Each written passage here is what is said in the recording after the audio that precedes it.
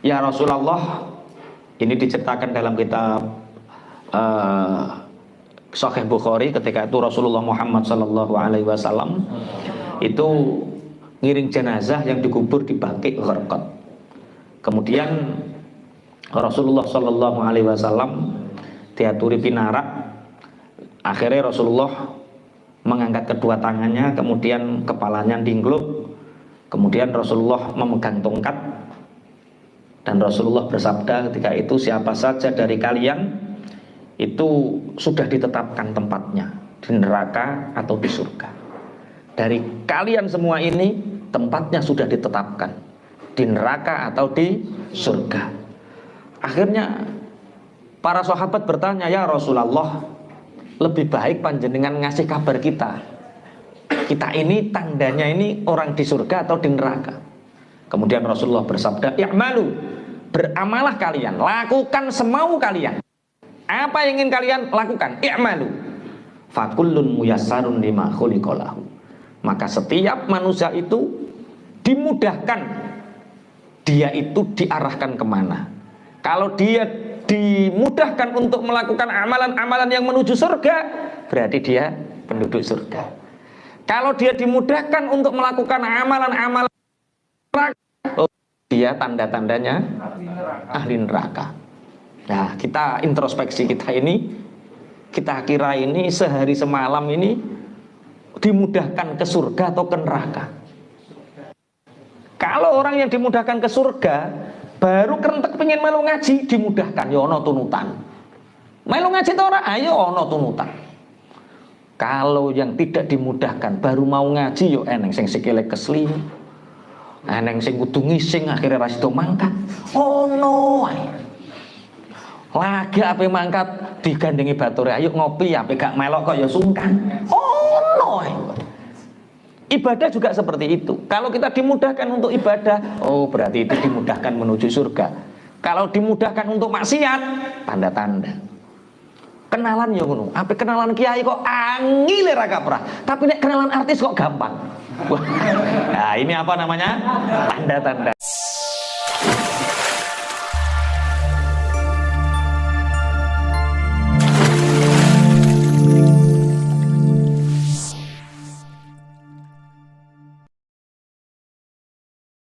Tandanya orang yang celaka itu ada 4. Kalau ada orang punya 4 alamat ini, berarti dia celaka. Di hari kiamat itu ada 2 golongan. Ada golongan yang celaka dan ada golongan orang yang beruntung. Ada yang sa'adah, ada yang syaqawah. Syaqawah itu celaka, sa'adah itu beruntung. Siapa syaqawah itu? Orang yang mati dalam keadaan kafir. Siapa yang sa'adah itu? Orang yang mati dalam keadaan mukmin. Yang beruntung adalah orang yang mati dalam keadaan mukmin walaupun sebelumnya pernah kafir. Orang yang celaka adalah orang yang mati dalam keadaan kafir walaupun sebelumnya dia pernah mukmin.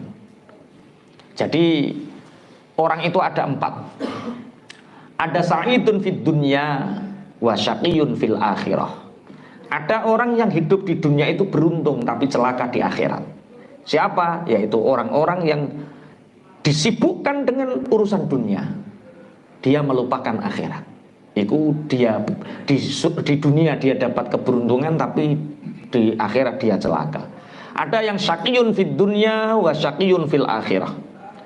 Yang golongan yang nomor 2 itu orang yang celaka di dunia, miskin hidupnya, sulit cari pekerjaan, hutang menumpuk, bojo celutak, mara tuwa galak, wis pokoke tangga maido terus ora eneng penake wong iki. Wis apa neh sing nemen. Anake nakal. Ya ya wis iku, anake nakal. Jadi dia celaka di dunia dan celaka di akhirat. Sudah begitu sholat tidak, kerja banting tulang, masya Allah, keringat meruntus gak karu-karuan, sholat ditinggalkan. Gak tahu kalau usianya itu berkurang dan akan meninggal.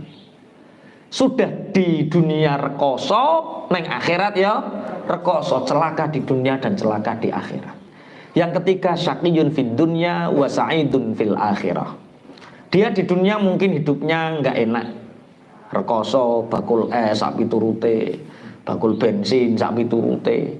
Mungkin hidupnya bersusah payah di dunia, tapi di akhirat dia berleha-leha masuk surga, dilayani bidadari, alhamdulillah, syakirun fid dunya wa sa'idun fil akhirah. Yang keempat, ini kita ini insya Allah, sa'idun fid dunya wa sa'idun fil akhirah. Di dunia kita nikmat, merasakan seperti surga, bojo nurut, anak gemati, duit rapatek rekoso, apa maneh? Ya aja oleh wayoh barang kok oleh wayoh barang surga apa oleh wayoh bareng. Heeh. Ya tak mati dalam membawa iman. Allahumma amin. Masya Allah. Sa'idun fid dunya wa sa'idun fil akhirah. Lah Rasulullah Muhammad sallallahu alaihi wasallam dawuh, alamatus syaqawah arba'atun. Lah kita sekarang, Rasulullah itu pernah ditanya, ya Rasulullah, ini diceritakan dalam kitab Sahih Bukhari, ketika itu Rasulullah Muhammad sallallahu alaihi wasallam itu ngiring jenazah yang dikubur di Baqi' Gharqad. Kemudian Rasulullah sallallahu alaihi wasallam diaturi pinarak. Akhirnya Rasulullah mengangkat kedua tangannya, kemudian kepalanya dingkluk, kemudian Rasulullah memegang tongkat, dan Rasulullah bersabda ketika itu, siapa saja dari kalian itu sudah ditetapkan tempatnya di neraka atau di surga. Dari kalian semua ini tempatnya sudah ditetapkan di neraka atau di surga. Akhirnya para sahabat bertanya, ya Rasulullah, lebih baik panjenengan ngasih kabar kita ini tandanya ini orang di surga atau di neraka. Kemudian Rasulullah bersabda, i'malu, beramalah kalian, lakukan semau kalian. Apa yang ingin kalian lakukan? I'malu, fakullun muyassarun lima khuliqalahu. Maka setiap manusia itu dimudahkan, dia itu diarahkan kemana. Kalau dia dimudahkan untuk melakukan amalan-amalan yang menuju surga, berarti dia penduduk surga. Kalau dia dimudahkan untuk melakukan amalan-amalan neraka, dia tanda-tandanya ahli neraka. Nah, kita introspeksi kita ini, kita kira ini sehari semalam ini dimudahkan ke surga atau ke neraka. Kalau orang yang dimudahkan ke surga, baru kerentek pengen melu ngaji, dimudahkan, ya ono tunutan. Melu ngaji to ora, ayo ono tunutan. Kalau yang tidak dimudahkan, baru mau ngaji, yo eneng sing sikile kesli, eneng sing kudu ngising akhirnya ra sida mangkat. Ono ae. Lagi ape mangkat digandengi bature, ayo ngopi, ape gak melok kok ya sungkan. Ono ae. Ibadah juga seperti itu. Kalau kita dimudahkan untuk ibadah, oh berarti itu dimudahkan menuju surga. Kalau dimudahkan untuk maksiat, tanda-tanda. Kenalan ya ngono. Apa kenalan kiai kok angile ra kaprah, tapi nek kenalan artis kok gampang. Wah. Nah, ini apa namanya? Tanda-tanda yo. Oh. Lah ini saya bacakan satu hadis dari Rasulullah. Alamatus syaqawah arba'atun. Tandanya orang yang celaka itu ada 4. Ini tandanya orang yang celaka itu ada 4. Kalau kita tidak orang lain sajalah. Kalau ada orang punya 4 alamat ini, berarti dia celaka. Apa itu? Nisyanu dzunubi al-madiyah wa hiya indallahi mahfudhah. Tanda-tandanya orang yang celaka itu, dia mudah melakukan dosa dan melupakannya. Mudah melakukan dosa dan melupakannya, sehingga karena terbiasa ini seakan-akan dia tidak pernah berdosa. Orang yang mudah melakukan dosa dan melupakannya, sehingga dosa itu dianggap ringan semua, karena dianggap ringan semua, sehingga dosa ini dosa. Orang yang terbiasa melihat wanita cantik itu mengira bahwa memandang wanita cantik itu tidak berdosa. Tapi kalau orang yang zuhud, orang yang wirai, jangankan melihat wanita cantik, melihat bayangannya saja dia takut, wirai. Sehingga ketika melihat sekali saja sudah dianggap dosa. Nah sampean kan bonus terus rono ngono to ya. Ini enggak. Piye?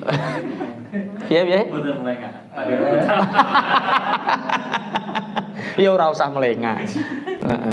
Nek wong syariat kan ketemu pertama berarti bonus. Nek melengah wis dosa. Orang yang wirai tidak. Orang yang wirai aduh ngerusak hati. Oke, jadi yang pertama apa? Candanya orang celaka, terbiasa melakukan dosa dan melupakannya, padahal dosa itu dicatat rapi dan besok di akhirat akan dimunculkan kembali. Masya Allah, iso selamat apa ora wae iki cah. Kemudian wa dzikrul hasanati al-madiyah, dan dia selalu ingat kebaikan-kebaikan yang dia lakukan, sehingga seakan-akan kebaikannya banyak. Nyumbang pondok 1 juta itu sudah 2 tahun yang lalu. Iling. Makanya ulama-ulama sufi itu, kamu tahu tandanya amalmu diterima apa? Ketika kamu sudah melupakannya. Mulane orang-orang ahli tarekat ada yang salah paham dengan mursyidnya. Kowe nek kendel tenan, wani gak kowe ninggalno salat? Kalau kamu memang orang hebat, berani gak kamu meninggalkan sholat? Walah, mursyid loh yang dawuh ini, mursyid thariqah yang dawuh seperti itu. Akhirnya sing muridnya sing kendel, aku ya wani sing ngongkon guru. Yang memerintahkan guru ya ora sholat ya ora apa-apa, jere Pak Guru kon meninggalkan sholat. Tapi bagi orang yang banyak belajar ilmu tasawuf, bagi orang yang khatam kitab ngajinya, itu dia tahu maksudnya mursyid itu apa. Kalau kita sholat, anggap kita belum pernah melakukannya, sehingga seakan-akan kita belum pernah sholat, sehingga kita semangat untuk terus sholat, sehingga kita lupa sholat yang kemarin. Itu orang yang berani meninggalkan sholat. Maksudnya meninggalkan sholat adalah tidak mengingat sholat itu pernah kita lakukan. Sampai yang harus pernah sholat tahajud, alah yo, wis tahu. Sholat qiblah ya, wis tahu. Duha wis tahu. Jadi tandanya amal kita diterima itu ketika kita tidak ingat amalan yang kita lakukan itu. Jadi begini loh, kita ngaji ini kan amal soleh. Iki wis dilaporno malaikat, ret. Lah teko sama dunia. Cek kok iling-iling, urung sampai lupa lagi munggah ke langit pertama. Diseleksi, seret di hatinya sudah tidak diingat. Dia akalnya sudah diingat, munggah terus. Lah, ketika amal ibadah, amal soleh yang kita lakukan masih ingat di dalam pikiran dan hati kita, itu tandanya masih gantung di sama dunia. Kok mau meneng kaya berat ngono modele sampean. Jek eling kabeh. Waduh, ya wis saiki latihan. Jangankan jeri Taufik, jangankan amal soleh, wong mantan saja gak bisa move on. Latihan move on, latihan melupakan amal soleh kita, sehingga kita ke depan semangat untuk selalu beramal soleh. Bismillahirrahmanirrahim. Yang pertama tandanya orang celaka, itu dia melupakan dosa, dia sering melakukan dosa dan melupakannya, dia lupa bahwa dosanya sudah tercatat. Yang kedua, dia selalu mengingat-ingat amal solehnya, padahal dia tidak tahu, kata Rasulullah, wala yadri akubilat amruddat, apakah amal solehnya itu diterima atau ditolak. Nek dosa, jadi indahnya seperti itu. Kalau amal soleh, satu amal kebajikan itu dilipat gandakan. Kita ngaji seperti ini, seperti hanya melakukan 10 amal kebaikan. Kalau dosa dicatat 1, itu pun nunggu ditunda kalau dia tidak bertobat. Berarti penak ya wong Islam ya, 1 langsung 10. Nek dosa siji tetep siji. Tapi pertanyaannya, nek dosa kan gak butuh ikhlas. Berarti langsung kecadet. Wong tidak perlu ikhlas. Tapi amal soleh ikhlas. Lali. Jadi berapa puluh atau ratus atau ribu amal kita yang masih gantung di sama itunya ini. Nunggu kita melupakan amal itu sampai digenggam karo malaikat. Yes. Lali saya kira lali. Lali kok ngomong. Lah ya saya kira lali kok ngomong iki. Seribu amal yang kita lakukan jangan pernah merasa melakukannya. Satu kali dosa ingat sampai mati. Itu tandanya orang yang saat. Lagi sakowadise. Yang ketiga, tanda-tandanya orang celaka itu yang ketiga, wa nadhruhu ila man fauqahu fid dunya. Kalau urusan dunia dia kelenggak. Kalau urusan dunia dia selalu melihat orang yang di atasnya. Motore sampean beat, tetangganya vario, harus vario. Harus vario. Sampai kemerungsung, begini sampai nyipi-nyipi numpak vario. Rumah tanggane ditingkat. Aku ya kudu iso ningkat. Sampai nyipi-nyipi manggon omah tingkat. Bareng sampean tuku vario, tanggane tuku mobil. Mobil larang-larang Xenia dhisik. Bareng sampean cenut kok aku lagi tuku vario anyar kok kudu tuku Xenia. Aku kudu tuku sak dhuwure. Iki umpama sampean sing wedok ngene terus sampean dadi bojone iki kira-kira kuru apa ora ya? Insyaallah. Wa nadhruhu ila man fauqahu fid dunya. Melihat urusan dunia kepada orang yang ada di atasnya. Walam yardo bil kismah. Sehingga orang seperti ini dia tidak ridho dengan bagian hidupnya. Kemerungsung bahasa Jawa nih. Bahasa Indonesia ini gak ngerti aku. Kemerungsung, serba terus kurang, sehingga orang yang kemerungsung serba kurang ini tidak pernah bisa menikmati hidup, karena dia selalu ngitung jumlah kekayaan orang, jumlah kenikmatan orang, sehingga dia lupa kenikmatannya sendiri. Piye to Pak wau gitu lho, piye kok tambah kedonyan lah, piye lah genyo inovane saiki ya wis ganti anyar, lah genyo sawahe tambah telung kedok, lah genyo terus dicateti bojone sitok bojone enggak artine dia kok pinter kok iso ngitung bandane wong liya terus ayeme sok apa ya hitung ya harta kita sendiri. Alhamdulillah dihitung dewi, alhamdulillah dihitung dewi. Ojo tambah ngenes, syukur, mbok hitung tambah ngenes. Lah mboten ngenes pripun to Pak? Wong rekenenge mau eneng 10.000, nole tambahi dewe.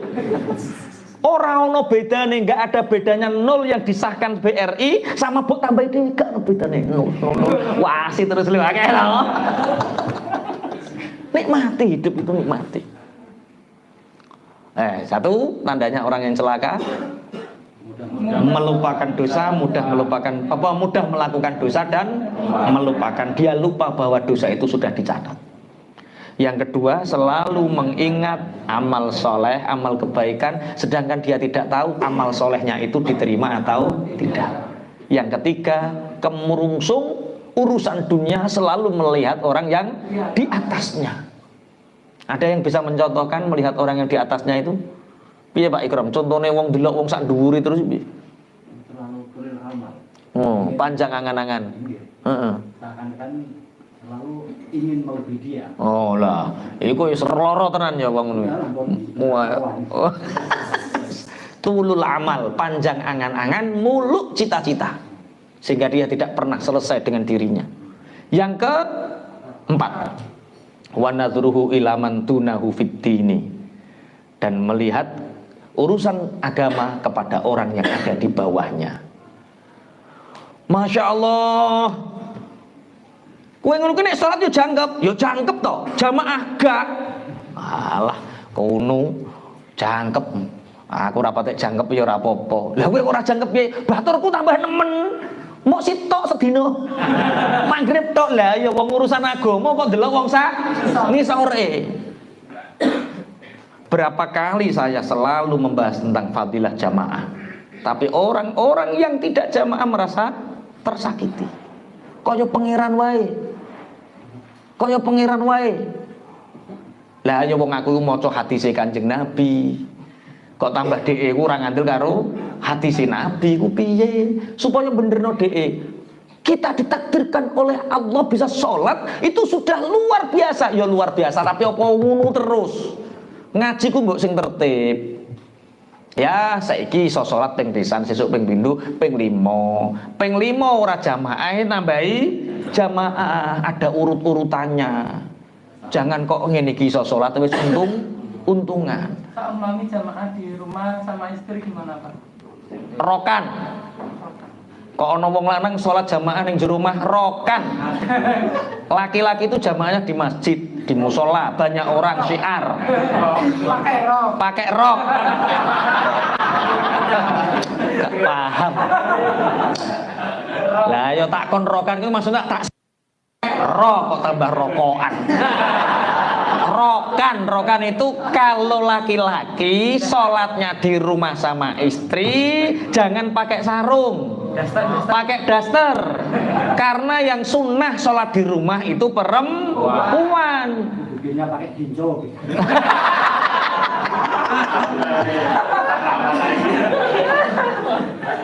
Ora sah takok lebih abdul mana laki-laki sholat jamaah di rumah atau di masjid atau ibaratnya pondok ya di santri. Ya namanya syiar jamaah itu laki-laki ya di luar, baik di musola, di pondok atau di masjid. Kalau perempuan di rumah. Tapi kalau begitu istri saya nggak sholat jamaah. Kalau memang ke masjid nggak menjadi fitnah, ajak ke masjid. Enak orang zaman modern ini. Kalau pakai dalil sholat, dalilnya di rumah. Tapi ayatul hijab gak dibaca, ke pasar biasa. Neng pasar gelem, neng masjid ora gelem. Piye maksudmu? Sebaik-baik sholat perempuan adalah di rumah, bener. Tapi ojo terus kelayapan teko pasar toh. Neng omah wae. Wong neng KDS diculno ya selamat. Di Bravo diculno ya selamat. Mau sampai ngeculno ning masjid kok ora selamat. Kan nggak fair tuh sekarang. Bahas to aneh ya pene. Kok tuwae sing bahas iku. Panggilane Gusti Allah yang sejati lu tekani. Pun alamatnya orang celaka dalam urusan dunia dia melihat orang di atasnya, dalam urusan akhirat agama dia melihat orang di bawahnya. Lu wong bu awake aja iso salat, tanggane ora salat kok. Lu wong bu awake gak salat sik baturan kiai. Lah kae wis ora salat ora baturan kiai. Terus piye? Makanya kalau urusan akhirat kita melihat orang di atasnya. Pun ini tandanya orang celaka. Terus Rasulullah didhawuh. Tapi ngeten. Lanjutannya hadis wa nadruhu ila man tunau fiddini yaqulullahu aradtuhu wa lam yuridni fataraktuhu. Kalau urusan akhirat agama dia melihat orang di bawahnya, kemudian Allah mengatakan, aku mengharapkanmu. Aku ingin menolongmu. Dari mana aku ingin menolongku? Kata Allah. Dari Allah mencegahmu mendapatkan dunia, sehingga engkau tidak sibukkan dengan dunia, agar engkau taat kepadaku. Ada orang yang sibuk dunia, akhirnya tidak sakit. Dari sakitnya dia bisa taat kepada Allah. Ada orang yang sulit mencari pekerjaan, sehingga dalam kesulitannya itu dia tidak disibukkan oleh dunia, sehingga dia nyembah sama Allah, taat sama Allah. Mestinya seperti itu. Justru ketika aku beri kesulitan kepadamu, aku mengharapkan kamu datang kepadaku, kata Allah. Tapi kamu menjauh. Aku beri kamu sakit agar kamu mendekat kepadaku, kamu menjauh. Aku cegah kamu dari dunia, kamu menjauh. Karena kamu sudah tidak mengharapkan aku lagi, fataraktuhu, maka aku meninggalkannya. Dan orang yang paling celaka itu orang yang sudah ditinggalkan Allah. Kita boleh kehilangan apapun, tapi jangan sekali-kali kita kehilangan Allah. Dunia pasti meninggalkan kita, anak istri pasti meninggalkan kita, santri pasti meninggalkan kita. Yang tidak meninggalkan kita hanya Allah. Wais saiki bahas wa alamatus sa'adah. Tanda-tandanya orang yang beruntung itu arbaatun, ada 4. Zikrul dzunubi al-madiyah bin nadmi wal istighfar. Yang pertama adalah mengingat dosa yang kita lakukan dengan penyesalan dan istighfar. Astagfirullah. Ketika kita beristighfar, ingat dosa kita. Astagfirullah. Makanya dalam bahasa-bahasa yang lain, tandanya orang yang celaka itu jumudul ain. Apa jumudul ain? Jumudul ain itu mata yang tidak pernah menangis. Jadi sing angel nangis zikir ora nangis, roh wong susah ora nangis, hati-hati. Itu jangan-jangan hati kita yang keras, mata kita yang jumud, sehingga hati tidak mudah tersentuh untuk menangis. Jumudul ain. Bismillahirrahmanirrahim. Yang pertama apa tadi? Tandanya orang yang beruntung yaitu mengingat dosa dengan penyesalan dan istighfar. Kemudian wanisyanul hasanatil madiyah. Yang kedua adalah melupakan kebaikan-kebaikan yang pernah dilakukannya. Melakukan kebaikan-kebaikan sehingga ka'annaha lam taqo minhu. Seakan-akan kita tidak pernah melakukannya. Li'annaha la takhlu minal ilali, karena kebaikan yang kita lakukan tidak pernah lepas dari salah. Pak Wiwit sudah sholat? Belum. Loh, sudah masuk waktunya.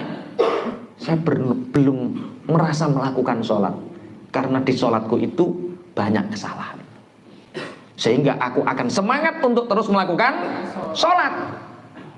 Orang kok alah timbang sholat rati terima rasa pisan.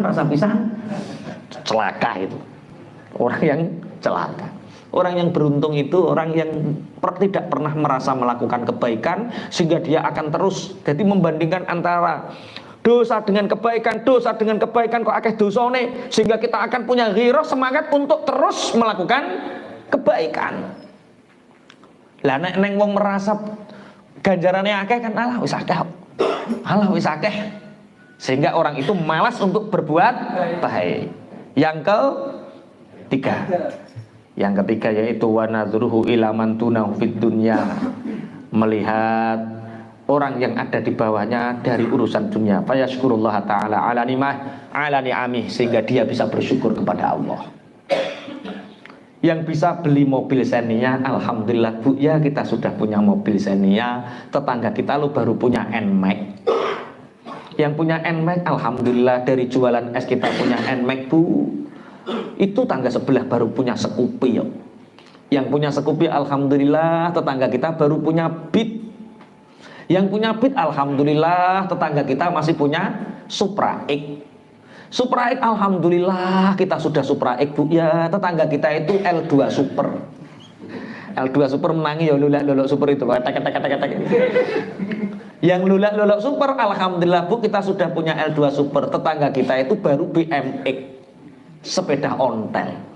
Yang sepeda on Polygon BMX, alhamdulillah kita masih bisa naik sepeda. Lah kae neng di melaku. Sing melaku alhamdulillah kita sudah bisa jalan kaki. Lah kae sugih tapi setruk.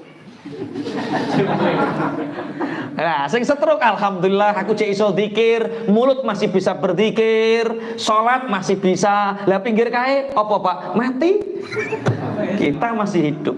Nah, itu orang yang beruntung, karena dia akan selalu bersyukur. Maka kata Imam Ghazali, sesekali pergilah kita ke rumah sakit, sesekali, untuk melihat betapa pentingnya sehat. Untuk sesekali melihat orang sakit, sehingga kita bersyukur, alhamdulillah kita diberi sehat, sehingga kita bersyukur sesekali. Sesekali tengoklah anak-anak yang ada di bawah hutan. Sesekali berkunjunglah ke tempat-tempat yang kumuh, yang di situ banyak orang miskin, sehingga Anda tahu betapa bernilainya hidup panjenengan. Mulane kula sering nek ngobrol karo kanca-kanca mangan enak. Ngene iki sampean eling sapa Cak Win? Ngene iki eling anak kula. mangan iwak merkungkung iling anak kula. Nah aku gak cawe nopo, ingat anak-anak yang ada di bawah kolong jembatan. Sesekali ngono leh, delok langsung daerah-daerah, masya Allah, agar kita bisa bersyukur. Kalau tidak seperti itu, sulit orang itu bersyukur. Dia akan selalu kurang terus. Bismillahirrahmanirrahim. Yang keempat, wa nadhruhu ila man fawqahu fiddin, dan melihat kepada orang yang di atasnya di dalam urusan agama. Berkunjung ke ulama, melihat para santri. Sesekali ikutlah di sini pondok Ramadan 2 hari 2 malam, menghatamkan 1 kitab biar tahu apa tuh kegiatannya santri. Buar melok pondok Ramadan rong dino ngeblak anake mondok diseneni ya. Masya Allah ngantuk Pak Yai. Lah santri bendino ngono kok ngantuk piye? Melihat orang yang agamanya di atas agar kita lebih bisa meniru mereka. Kae kuat masa aku ora kuat. Bismillahirrahmanirrahim. Ini 4 tanda orang yang celaka dan 4 tanda orang yang beruntun. Faminhum syaqiyyu wa sa'id. Di antara mereka nanti di akhirat ada orang yang celaka, ada orang yang beruntung. Fa'am nashaku fa finnari lahum fiha zafirun wa syahiq.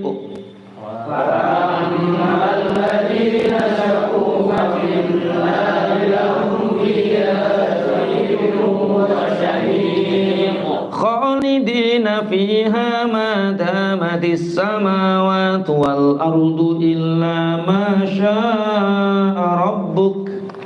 Khalidina fiha ma damatis samawati wal ardu illa ma syaa rabbuk. Inna rabbaka fa'alun lima yurid. Inna rabbaka fa'alun lima yurid. Fa'ammal ladzina mungko anapun utawi wong akeh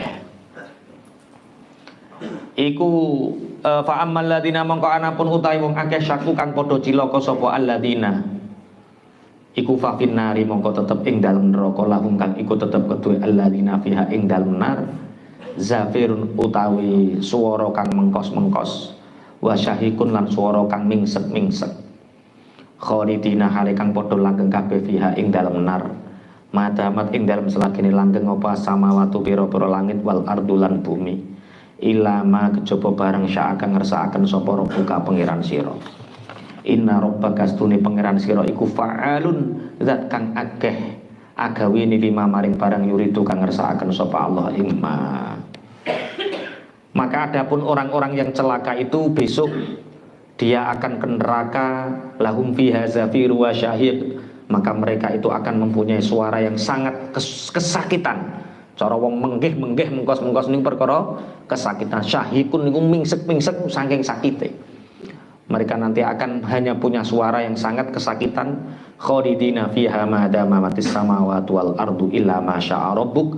Mereka di neraka itu abadi, seabadinya langit dan bumi kecuali apa yang telah ditentukan oleh Tuhanmu.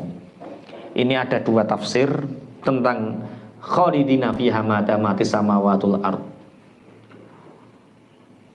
Tafsir yang pertama as-samawati wal ard ini mereka abadi selama langit dan bumi masih abadi.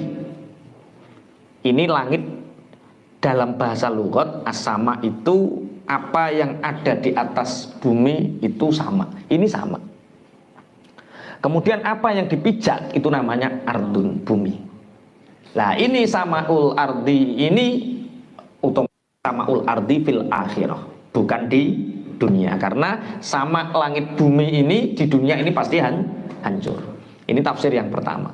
Tafsir yang kedua yaitu seabadi langit dan bumi duniawi usianya berapa juta tahun itu illa masya'a rabbuk, kecuali ditambahi berapa oleh Tuhanmu. Kowe milih ndi? Ya wis lah, wis pokoke pemahamane ngono. Sing penting duwe keyakinan pokoke neng. Nek cara teng ayat-ayat lintu gampang ya, wa ma hum bi kharijina minha minan nar, wa ma hum bi kharijina minan nar. Mereka itu tidak akan pernah bisa keluar dari neraka. Orang-orang kafir tidak akan pernah bisa keluar dari neraka. Berarti di neraka itu mereka apa? Abadi. Terus hukum akline lah, selain katanya rusak. Surga neraka kan selain Allah. Iya. Berarti surga neraka tidak bisa abadi. Yang abadi bukan surga nerakanya, yang abadi itu masyiatullah. Karena dikehendaki Allah, makanya menjadi abadi. Wong karek Allah toh, wong sing dikehendaki, sing menghendaki abadi siapa? Allah. Inna rabbaka fa'alul lima yurid. Sungguh Tuhanmu itu banyak melakukan apa yang Allah kehendaki. Jadi kita melihat orang-orang yang celaka ini. Orang yang celaka itu gampangannya kalau orang kafir ya jelas. Kalau orang mukmin berarti orang yang celaka itu orang mukmin yang mati dalam keadaan su'ul khotimah. Contohnya banyak seperti Barsiso. Barsiso orang yang ahli ibadah tapi dia matinya su'ul khotimah karena dia punya kebanggaan terhadap amaliyahnya. Dia bangga dengan zikirnya, dia bangga dengan taklimnya, dia bangga dengan ibadahnya. Sehingga orang yang punya kebanggaan itu mudah terpedaya. Uang itu nek wis bangga itu gampang terpedaya. Sehingga orang yang terpedaya itu berarti dia membuka satu pintu untuk iblis untuk menggodanya. Makanya sekelas Barsiso pun masih terpedaya. Makanya dulu diceritakan oleh Mansur Ibnu Ammar tahun 225 Hijriah. Itu Mansur menceritakan, Mansur bin Ammar menceritakan, aku punya teman, yang temanku itu sakit. Kemudian dalam sakitnya itu tak talkin, Kak, nyebut Kak la ilaha illallah. Temannya ini la. Tapi ketika mengucapkan yang lain lancar. Tapi ketika menyebut la ilaha illallah terkunci mulut ini. Nangis ini Mansur bin Ammar menceritakan itu nangis. Kak, apa yang terjadi denganmu? Sungguh Mansur, mulutku telah terkunci untuk mengucapkan kalimat itu. Kenapa? Padahal sampan ahli ibadah. Iya. Sampan ahli ngaji. Iya. Sampan ahli silaturahim. Iya. Kenapa mulutmu terkunci untuk menyebutkan kalimat tauhid? Temannya menceritakan, aku melakukan ibadah itu karena ingin riya. Aku berbuat baik itu ketika hanya di hadapan manusia. Ketika kamarku sudah terkunci, maka aku bermaksiat kepada Allah. Aku meminum khamr. Aku melakukan hal-hal yang buruk di mata Allah. Aku bermaksiat kepada Allah ketika sendirian. Tapi ketika bersama orang banyak, aku banyak melakukan kebaikan. Sehingga Allah mengujiku dengan sakit. Sehingga aku memanggil anakku, nak, ambilkan ayah obat. Obat itu sudah tidak mampu mengobatiku lagi. Sehingga aku mengambil Al-Quran. Dan aku bersumpah atas nama Al-Quran. Ya Allah, bihaqqi hadzal Qur'an wa bihaqqi hadhihi surah Yasin, ya Allah, dengan haknya Al-Qur'an, dengan kebenaran surat Yasin ini, ya Allah, berikan aku kesembuhan. Setelah aku sembuh, maka dalam kesendirianku aku akan bermunajat kepadamu, tidak bermaksiat lagi. Sehingga Allah memberikanku kesembuhan. Tapi penyakitku terulang kembali, yaitu ketika kesendirian aku tidak mampu untuk tidak bermaksiat. Sehingga 2 kali aku sakit, aku bersumpah atas nama Al-Quran. Sampai 3 kali aku sakit, aku bersumpah atas nama Al-Quran. Allah memberikan kesembuhanku yang ketiga kalinya. Ini adalah sakitku yang keempat. Dan kemarin aku telah bersumpah atas nama Al-Quran. Allah tidak menyembuhkanku dan menguji mulutku untuk menyebut itu. Sehingga Mansur bin Ammar menceritakan temannya ini wajahnya menjadi gelap, tangannya menjadi gelap, gosong, dan dia sangat kesakitan di dalam kematiannya. Sebelum kematian itu dia menceritakan ada sebuah syair, ada satu suara, ketika sakit kamu bertobat, aku menyembuhkanmu. Alangkah keji dan buruknya perbuatanmu ketika engkau menyendiri, engkau durhaka kepadaku. Dalam syair itu kemudian orang ini, temannya Mansur bin Ammar ini mati dalam keadaan apa? Su'ul khotimah. Makanya Kenapa kita habis ngaji selalu berdoa ya Allah biha, ya Allah biha, ya Allah bihusnil khotimah? Karena yang bisa membuat kita husnul khotimah itu pertolongan Allah, bukan amal kita. Yang membuat kita husnul khotimah pertolongan Allah, bukan amal kita. Makanya selalulah istiqomah berdoa untuk selalu meminta apa? Husnul khotimah. Ya Allah bi husnil khotimah, ya Allah bi husnil khotimah, ya Allah biha, ya Allah biha, ya Allah bi husnil khotimah. Wong kadang-kadang sing wis mati iso suul khotimah, sing wis mati iso husnul khotimah, padahal sudah mati. Nabi Isa itu pernah jalan-jalan, ketemu sama orang itu ngeloni kuburan. Ngeloni kuburan. Ditanya oleh Nabi Isa, apa yang kamu lakukan? Cara bahasanya Dimas, apa yang kamu lakukan di sana? Cara bahasa zaman Debian. Apa yang kamu lakukan di sana? Apa yang kamu lakukan? Aku ini pengantin baru beberapa bulan istriku sakit dan meninggal, sehingga aku tidak rela untuk kehilangannya. Apakah kamu sangat bersyukur seandainya istrimu hidup kembali? Sangat bersyukur, sangat bersyukur. Akhirnya Nabi Isa itu ini mbah perkara saking suwene mbah piye, kum bi idznillah. Bangunlah atas izinnya Allah. Buareng tangiku kuburane iku benggang, wong lanang awir glukit gedebuk kaya bar kobong ngono, Pak. Asyhadu an la ilaha illallah wa anna Isa ruhullah. Wah, jere wong sing ngeloni kuburane, lho mboten niki bojo kula. Kliru pinggire berarti. Wong sing dikeloni jebule wong ireng gendreng. Terus akhirnya mati lagi. Mati sing asale disiksa hidup, kemudian bersaksi bersyahadat wis ora rasane siksa, mati. Berarti mati yang kedua nih husnul khotimah. Bareng pinggire kum bi idznillah. Bangunlah kamu dengan izinnya Allah. Tangi wong wedok awayu kloget awayu. Lah niki bojo kula. Ya wis nang gawa mantuk. Bawa pulang, Pak. Zaman itu Nabi Isa. Bareng bawa pulang ngobrol, keseren ngobrol, "Dik, aku tak turu Dik ning pangkuanmu Dik ya." "Nggih, Mas." Tidur di pangkuan istrinya. Tahu-tahu ada putra mahkota kerajaan lewat, diiringi dengan harta yang banyak, dengan pasukan yang banyak. Memandang dari jauh, Masya Allah, enak yo jadi amat. Permaisuri gak mungkin jadi jariah atau amat. Amat kepemilikannya pangeran dae enak yo. Dilalah karo Gusti Allah, pangeran ini juga tertarik dengan wanita ini. Apakah engkau tertarik kepadaku untuk mengikuti aku? Kata pangeran ini. Iya, Mas. Iya, pangeran. Tapi kamu sudah bersuami? Belum, ini bukan suamiku, ini orang lain. Akhirnya ditumpakno karo pangeran ning jaran, diiringi dengan prajuritnya, tangi-tangi iki. Kesel ngeloni kuburan pirang-pirang tahun. Tangi di mana istriku? Loh, itu ada apa disusul? Wahai pangeran, itu istriku, demi Allah itu istriku. Bukan pangeran, aku itu bukan miliknya, aku bebas, aku milikmu. Wes oyo-oyoan. Akhirnya Nabi Isa lewat. Lah ini saksinya, ini Nabi Isa, Ruhullah, ini saksinya, dia yang menghidupkan kamu dari kematianmu. Tidak, aku tidak merasa. Nabi Isa tolong beri keputusan kepada kami. Nabi Isa berdoa, siapa yang berbohong dia akan dikembalikan ke asalnya. Mati wong wedok iki. Suul khotimah, mengke husnul khotimah bareng matine suul khotimah, perkara gendeng karo wong lanang. Mulane hati-hati nek dadi pelakor.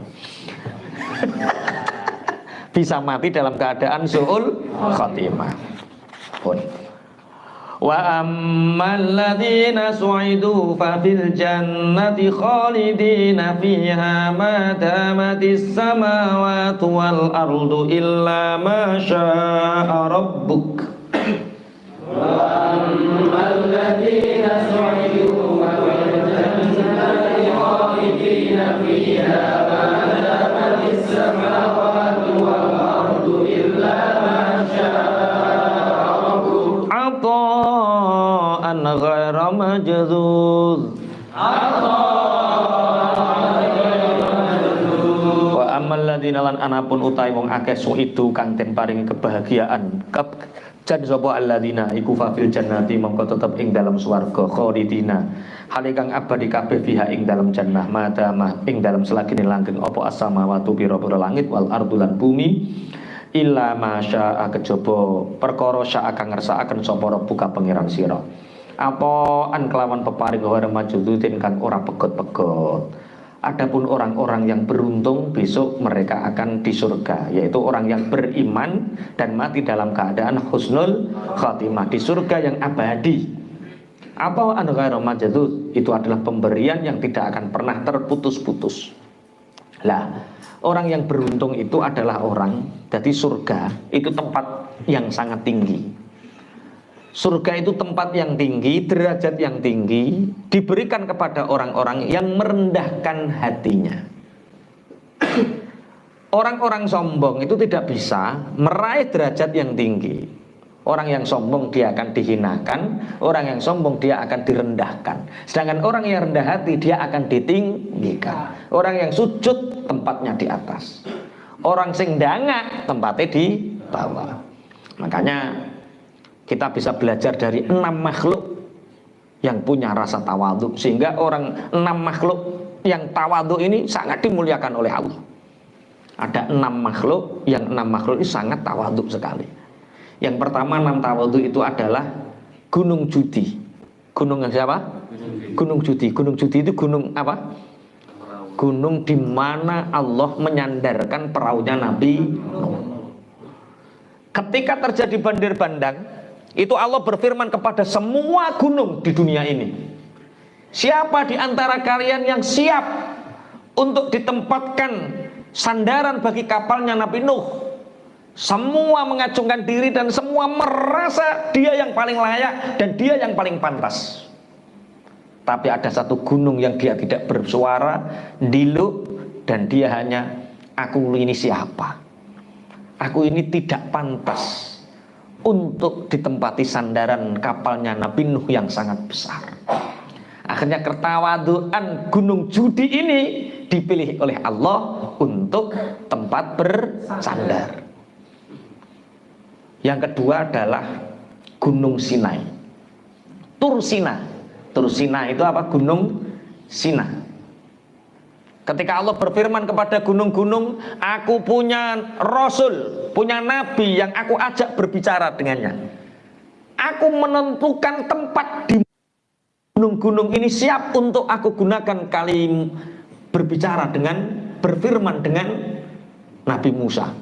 Semua gunung mengajukan diri, aku yang paling pantas, aku yang paling pantas, aku yang paling pantas. Gunung Sinai ini diam. Ketika ditanya oleh Allah, kenapa engkau diam? Kelihatannya aku masih sangat kotor ya Rob. Kelihatannya aku sangat tidak mampu ya Rob untuk mendengar firman-firmanmu, untuk dijadikan tempat di mana Nabi Musa bertemu denganmu. Akhirnya karena ketawaduan Gunung Sinai inilah Allah memilih Tursina sebagai tempat di mana Nabi Musa mendapatkan kalimullah. Yang ketiga, ikan Nun. Ikan Nun itu ikannya siapa? Nabi Yunus. Wa dzannuni idz dzahaba mughadiban.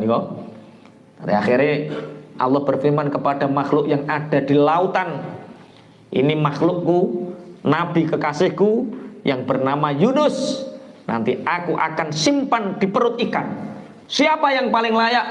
Semua menyuarakan, semua ingin, karena ingin mendapatkan muliaan itu. Tapi ikan Nun ini ikan yang diam, tidak banyak bergerak, dan dia tidak menawarkan diri saking tawadhu'nya. Akhirnya ikan Nun ini dipilih oleh Allah. Yang keempat,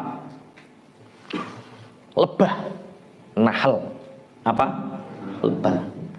Allah berfirman kepada semua makhluk yang terbang di dunia ini, hai burung-burung semua yang bisa terbang, aku akan menjadikan di tubuh kalian obat, madu yang bisa mengobati manusia dan mengobati binatang yang lain.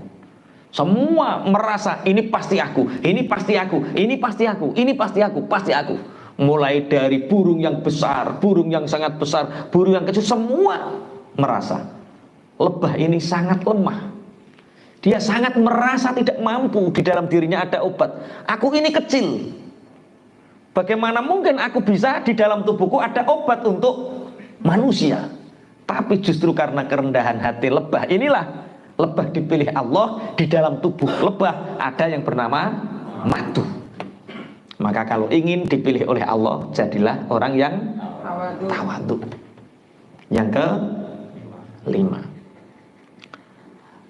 ketika Allah berfirman kepada Nabi Ibrahim, man anta? Nabi Ibrahim jawab, kholiluka, ana kholiluka, aku kekasihmu. Ketika Allah bertanya kepada Nabi Musa, man anta? Ana kalimuka, aku yang engkau ajak bicara. Kemudian ketika Rasulullah ditanya, Nabi Muhammad SAW ditanya oleh Allah dalam mi'rajnya, man anta? Dijawab, ana yatimun, aku. Karena jawaban Rasulullah inilah menjadikan Rasulullah terpilih untuk menjadi pemimpin para rasul dan nabi. Kerendahan hati. Yang keenam adalah mukmin yang tawadhu. Mukmin yang tawadhu ini derajatnya diangkat oleh Allah. Kita bisa belajar dari Abu Ayyub Al-Ansari. Ada yang tahu Abu Ayyub Al-Ansari?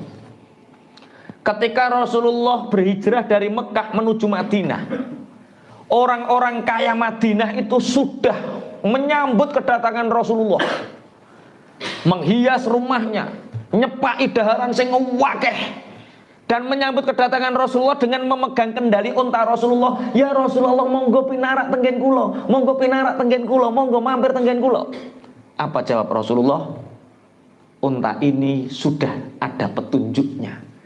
Di mana unta ini berhenti, disitulah aku nanti berhenti. Ada satu sahabat yang bernama Abu Ayyub Al-Ansari tidak berani keluar. Semua orang ingin menyambut Rasulullah dengan kepunyaan dan kemampuan mereka.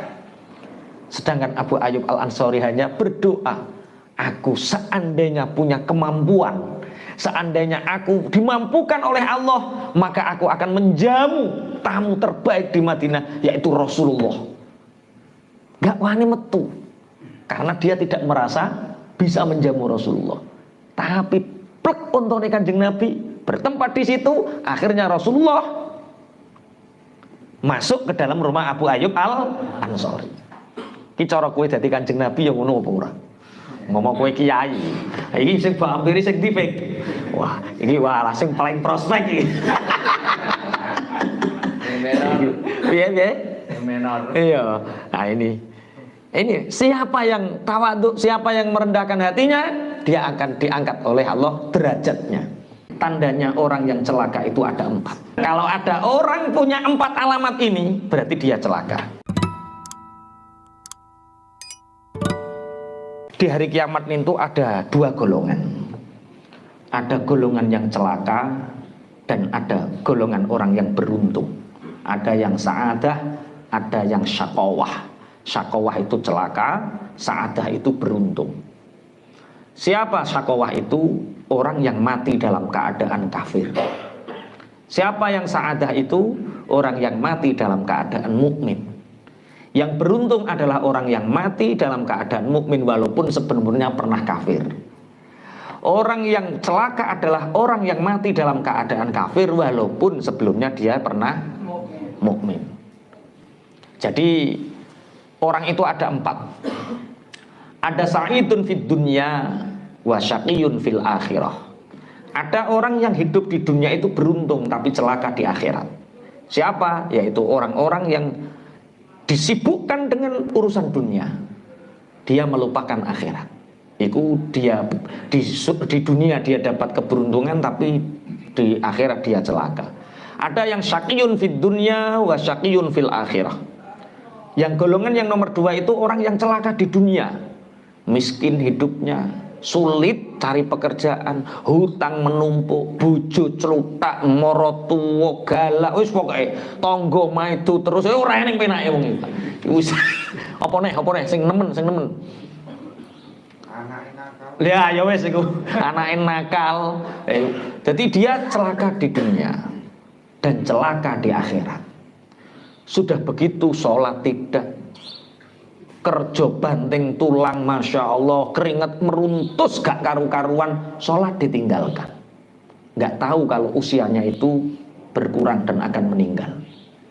Sudah di dunia rekoso, neng akhirat ya rekoso, celaka di dunia dan celaka di akhirat. Yang ketiga, syaqiyun fid dunya wa sa'idun fil akhirah. Dia di dunia mungkin hidupnya nggak enak, rekoso, bakul es sapi turute, bakul bensin sapi turute. Mungkin hidupnya bersusah payah di dunia, tapi di akhirat dia berleha-leha masuk surga, dilayani bidadari, alhamdulillah. Syaqiyun fid dunya wa sa'idun fil akhirah. Yang keempat, ini kita ini insya Allah, sa'idun fid dunya wa sa'idun fil akhirah. Di dunia kita nikmat, merasakan seperti surga, bojo nurut, anak gemati, duit rapatek rekoso, apa maneh? Ya aja oleh wayoh barang kok oleh wayoh barang surga apa oleh wayoh bareng. Heeh. Ya tak mati dalam membawa iman. Allahumma amin. Masya Allah. Itu sa'idun fid dunya wa sa'idun fil akhirah. Lah Rasulullah Muhammad sallallahu alaihi wasallam dawuh, alamatus syaqawah arba'atun. Lah kita sekarang, Rasulullah itu pernah ditanya, ya Rasulullah, ini diceritakan dalam kitab Sahih Bukhari, ketika itu Rasulullah Muhammad sallallahu alaihi wasallam itu ngiring jenazah yang dikubur di Baqi' Gharqad. Kemudian Rasulullah sallallahu alaihi wasallam diaturi pinarak. Akhirnya Rasulullah mengangkat kedua tangannya, kemudian kepalanya dingkluk, kemudian Rasulullah memegang tongkat, dan Rasulullah bersabda ketika itu, siapa saja dari kalian itu sudah ditetapkan tempatnya di neraka atau di surga. Dari kalian semua ini tempatnya sudah ditetapkan di neraka atau di surga. Akhirnya para sahabat bertanya, ya Rasulullah, lebih baik panjenengan ngasih kabar kita ini tandanya ini orang di surga atau di neraka. Kemudian Rasulullah bersabda, i'malu, beramalah kalian, lakukan semau kalian, apa yang ingin kalian lakukan, i'malu, fakullun muyassarun lima khuliqalahu. Maka setiap manusia itu dimudahkan, dia itu diarahkan kemana. Kalau dia dimudahkan untuk melakukan amalan-amalan yang menuju surga, berarti dia penduduk surga. Kalau dia dimudahkan untuk melakukan amalan-amalan neraka, dia tanda-tandanya ahli neraka. Nah, kita introspeksi kita ini, kita kira ini sehari semalam ini dimudahkan ke surga atau ke neraka. Kalau orang yang dimudahkan ke surga, baru kerentek pengen melu ngaji, dimudahkan, ya ono tunutan. Melu ngaji ta ora? Ayo ono tunutan.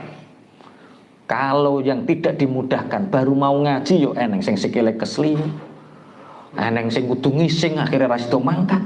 Ono ae. Lagi ape mangkat digandengi bature, ayo ngopi, ape gak melok kok ya sungkan. Ono ae.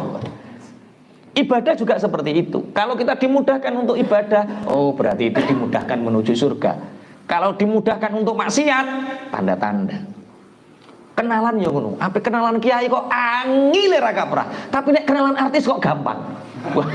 Nah, ini apa namanya? Tanda-tanda yo. Oh. Lah ini saya bacakan satu hadis dari Rasulullah. Alamatus syaqawah arba'atun. Tandanya orang yang celaka itu ada 4. Ini tandanya orang yang celaka itu ada 4. Kalau kita tidak celaka, orang lain sajalah. Kalau ada orang punya 4 alamat ini, berarti dia celaka. Apa itu? Nisyanud dzunubi al-madiyah wa hiya indallahi mahfudhah. Tanda-tandanya orang yang celaka itu, dia mudah melakukan dosa dan melupakannya. Mudah melakukan dosa dan melupakannya, Sehingga karena terbiasa ini seakan-akan dia tidak pernah berdosa. Orang yang mudah melakukan dosa dan melupakannya, sehingga dosa itu dianggap ringan semua. Karena dianggap ringan semua, sehingga dosa ini dosa. Orang yang terbiasa melihat wanita cantik itu mengira bahwa memandang wanita cantik itu tidak berdosa. Tapi kalau orang yang zuhud, orang yang wirai, jangankan melihat wanita cantik, melihat bayangannya saja dia takut, wirai. Sehingga ketika melihat sekali saja sudah dianggap dosa. Nah, sampean kan bonus terus rono ngono to ya. Ini enggak. Piye? Ya ora usah melengah. Nek wong syariat kan ketemu pertama berarti bonus. Nek melengah wis dosa. Orang yang wirai tidak. Orang yang wirai aduh ngerusak hati. Oke, jadi yang pertama apa? Candanya orang celaka, terbiasa melakukan dosa dan melupakannya, padahal dosa itu dicatat rapi dan besok di akhirat akan dimunculkan kembali. Masya Allah, iso selamat apa ora wae iki cah. Kemudian wa dzikrul hasanati al-madiyah, dan dia selalu ingat kebaikan-kebaikan yang dia lakukan, sehingga seakan-akan kebaikannya banyak. Nyumbang pondok 1 juta itu sudah 2 tahun yang lalu. Iling. Makanya ulama-ulama sufi itu, kamu tahu tandanya amalmu diterima apa? Ketika kamu sudah melupakannya. Mulane orang-orang ahli tarekat ada yang salah paham dengan mursyidnya. Kowe nek kendel tenan, wani gak kowe ninggalno salat? Kalau kamu memang orang hebat, berani gak kamu meninggalkan sholat? Walah, mursyid lo yang dawuh ini, mursyid torikoh yang dawuh seperti itu. Akhirnya sing muridnya sing kendel, aku ya wani sing ngongkon guru. Yang memerintahkan guru ya ora sholat ya ora apa-apa, jere Pak Guru kan meninggalkan sholat. Tapi bagi orang yang banyak belajar ilmu tasawuf, bagi orang yang khatam kitab ngajinya, itu dia tahu maksudnya mursyid itu apa. Kalau kita sholat, anggap kita belum pernah melakukannya, sehingga seakan-akan kita belum pernah sholat, sehingga kita semangat untuk terus sholat, sehingga kita lupa sholat yang kemarin. Itu orang yang berani meninggalkan sholat. Maksudnya meninggalkan sholat adalah tidak mengingat sholat itu pernah kita lakukan. Sampai yang harus pernah sholat tahajud, alah yo, wis tahu. Sholat qiblah ya, wis tahu. Duha wis tahu. Jadi tandanya amal kita diterima itu ketika kita tidak ingat amalan yang kita lakukan itu. Jadi begini loh, kita ngaji ini kan amal soleh. Iki wis dilaporno malaikat, ret. Lah teko sama dunia. Cek kok iling-iling, urung sampai lupa lagi munggah ke langit pertama. Diseleksi, seret di hatinya, sudah tidak diingat. Dia akalnya sudah diingat, munggah terus. Lah, ketika amal ibadah, amal soleh yang kita lakukan masih ingat di dalam pikiran dan hati kita, itu tandanya masih gantung di sama dunia. Kok mau meneng kaya berat ngono modele sampean. Jailing kabeh. Waduh, ya wis saiki latihan. Jangankan jari Taufik, jangankan amal soleh, wong mantan saja nggak bisa move on. Latihan move on, latihan melupakan amal soleh kita, sehingga kita ke depan semangat untuk selalu beramal soleh. Bismillahirrahmanirrahim. Yang pertama tandanya orang celaka itu dia melupakan dosa, dia sering melakukan dosa dan melupakannya, dia lupa bahwa dosanya sudah tercatat. Yang kedua, dia selalu mengingat-ingat amal solehnya. Padahal dia tidak tahu, kata Rasulullah, wala yadri akubilat amruddat, apakah amal solehnya itu diterima atau ditolak. Nek dosa, jadi indahnya seperti itu. Kalau amal soleh, satu amal kebajikan itu dilipat gandakan. Kita ngaji seperti ini, seperti hanya melakukan 10 amal kebaikan. Kalau dosa dicatat 1, itu pun nunggu ditunda. Kalau dia tidak bertobat, berarti penak ya wong Islam ya 1 langsung 10. Nek dosa siji tetap siji. Tapi pertanyaannya, nek dosa kan gak butuh ikhlas. Berarti langsung kecadet. Wong tidak perlu ikhlas. Tapi amal soleh ikhlas. Lali. Jadi berapa puluh atau ratus atau ribu amal kita yang masih gantung di sama itunya ini. Nunggu kita melupakan amal itu sampai digenggam karo malaikat. Yes. Lali saya kira lali. Lali kok ngomong. Lah ya saya kira lali kok ngomong iki. Melali. 1000 amal yang kita lakukan jangan pernah merasa melakukannya. 1 kali dosa ingat sampai mati. Itu tandanya orang yang saat. Lagi sakawadise. Yang ketiga, tanda-tandanya orang celaka itu yang ketiga, wa nadhruhu ila man fauqahu fid dunya. Kalau urusan dunia dia kelenggak. Kalau urusan dunia dia selalu melihat orang yang di atasnya. Motore sampean beat, tetangganya vario, harus vario. Harus vario. Sampai kemerungsung, begini sampai nyipi-nyipi numpak vario. Rumah tanggane ditingkat. Aku ya kudu iso ningkat. Sampai nyipi-nyipi manggon omah tingkat. Bareng sampean tuku vario, tanggane tuku mobil. Mobil larang-larang Xenia dhisik. Bareng sampean cenut kok aku lagi tuku vario anyar kok kudu tuku Xenia. Aku kudu tuku sak dhuwure. Iki umpama sampean sing wedok ngene terus sampean dadi bojone iki kira-kira kuru apa ora ya? Insyaallah. Wa nadhruhu ila man fauqahu fid dunya. Melihat urusan dunia kepada orang yang ada di atasnya.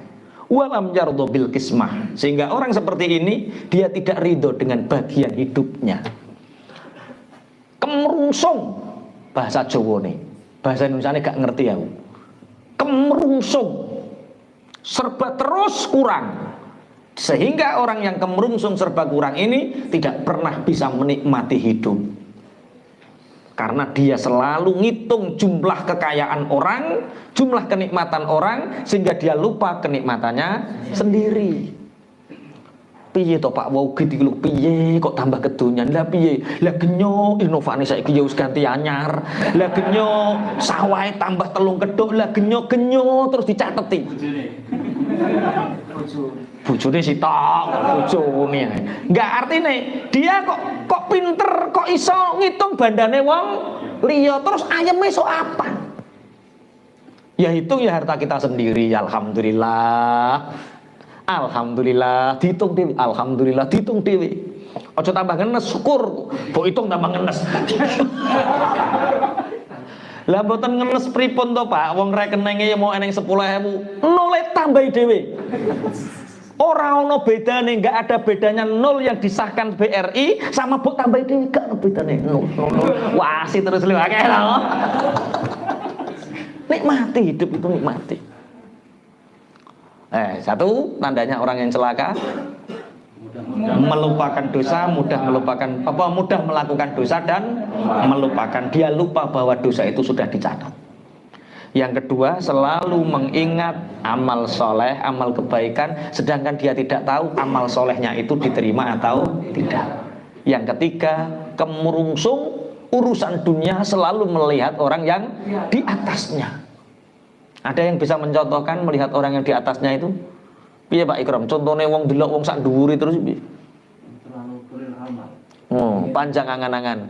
Heeh. Seakan-akan lalu ingin melebihi dia. Oh lah, iku wis loro tenan ya wong ngono. Oh. Tulul amal, panjang angan-angan, muluk cita-cita, sehingga dia tidak pernah selesai dengan dirinya. Yang keempat, wa nadhruhu ila man tunahu fid dini, dan melihat urusan agama kepada orang yang ada di bawahnya. Masya Allah, kowe ngono ki nek salat yo jangkep to, jamaah gak. Alah, kono jangkep. Aku ora patek jangkep ya ora apa-apa. Lah kowe ora jangkep piye? Baturku tambah nemen. Mok sitok sedina. Maghrib tok lah ya wong urusan agama kok delok wong sak ngisore. Berapa kali saya selalu membahas tentang fadilah jamaah. Tapi orang-orang yang tidak jamaah merasa tersakiti. Kaya pangeran wae. Kaya pangeran wae. Lah ya wong aku maca hadise Kanjeng Nabi. Kok tambah DE ku ora ngandel karo hadis Nabi ku piye? Supaya benerno DE. Kita ditakdirkan oleh Allah bisa sholat itu sudah luar biasa. Ya luar biasa, tapi apa ngono terus? Ngaji ku mbok sing tertib. Ya saiki iso sholat ping pisan, sesuk ping pindho, ping 5. Ping 5 ora jamaah nambahi jamaah, ada urut-urutannya. Jangan kok ngene iki iso sholat wis untungan. Pak umpami jamaah di rumah sama istri gimana Pak? Rokan. Kok ono wong lanang sholat jamaah ning jero rumah rokan. Laki-laki itu jamaahnya di masjid, di musola, banyak orang syiar. Pakai rok. Gak paham. Lah yo takon rokan itu maksudnya tak rok kok tambah rokokan. Rokan itu kalau laki-laki sholatnya di rumah sama istri jangan pakai sarung, pakai daster, karena yang sunnah sholat di rumah itu perempuan. Bukunya pakai ginjo.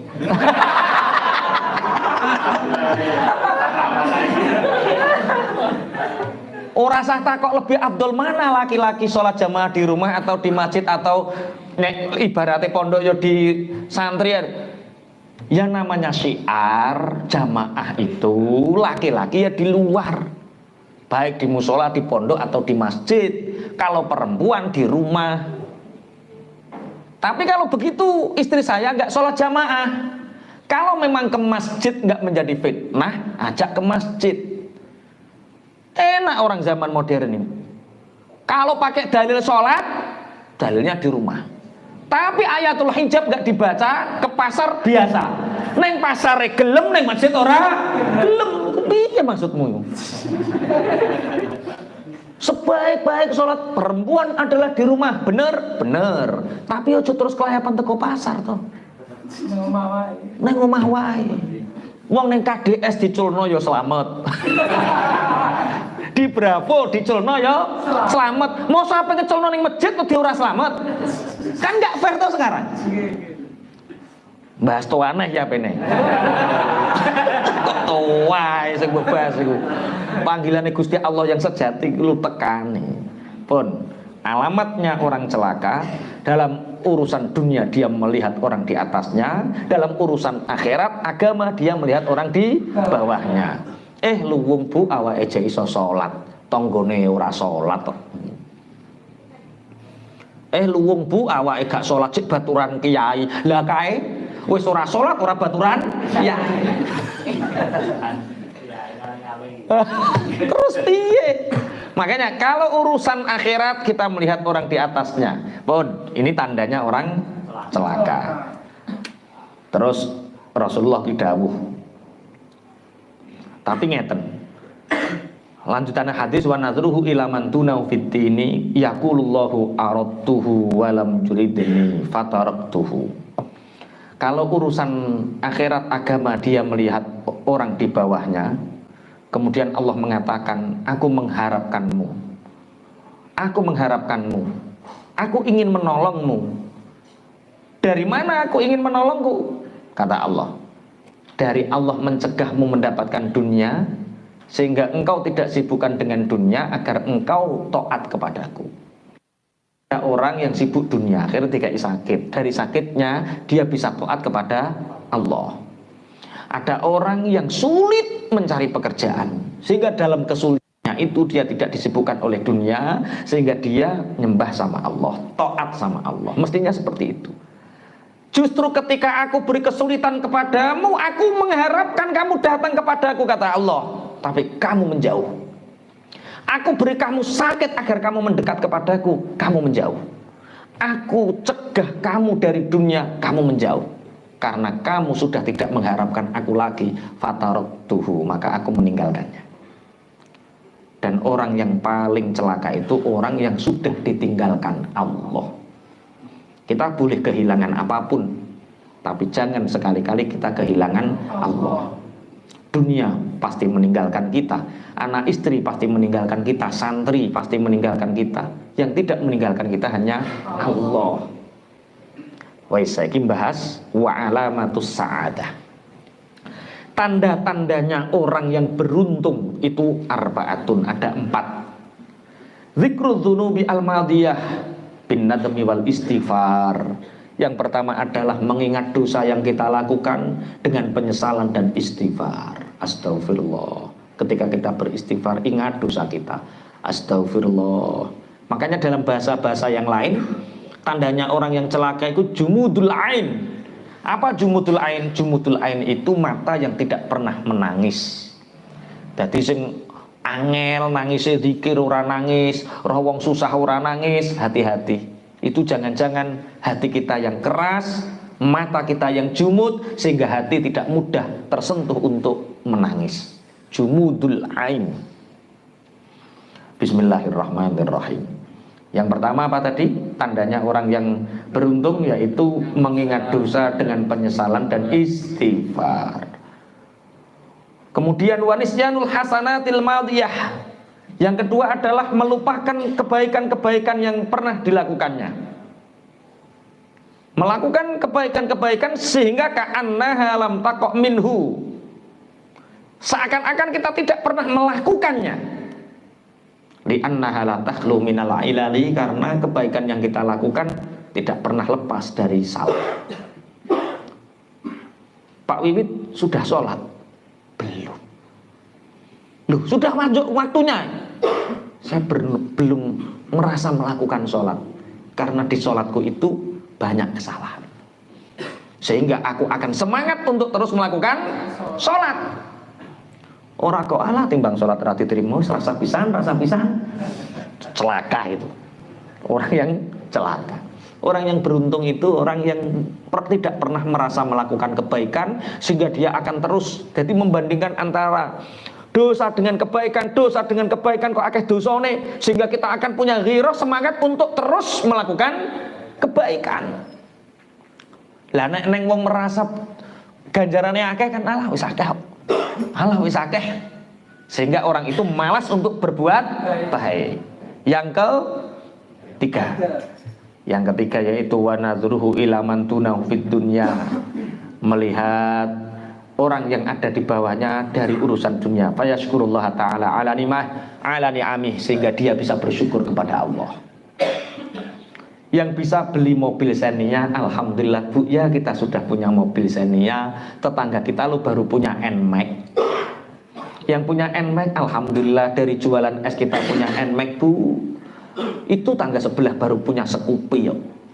Yang punya Scoopy, alhamdulillah, tetangga kita baru punya Beat. Yang punya Beat, alhamdulillah, tetangga kita masih punya Supra X. Supra X, alhamdulillah, kita sudah Supra X Bu ya. Tetangga kita itu L2 Super. L2 Super menangi ya, lulak super itu. Yang lulak super, alhamdulillah Bu, kita sudah punya L2 Super. Tetangga kita itu baru BMX, sepeda ontel.